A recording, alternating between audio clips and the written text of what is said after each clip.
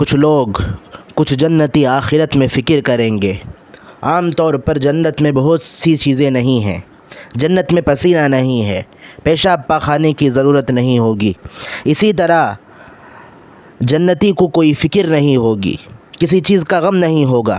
لیکن حدیث میں آتا ہے جنت میں جنتیوں کو صرف ایک چیز کے بارے میں فکر ہوگی، ایک چیز کے بارے میں غم ہوگا، ایک چیز کے بارے میں افسوس کریں گے۔ کس بارے میں افسوس؟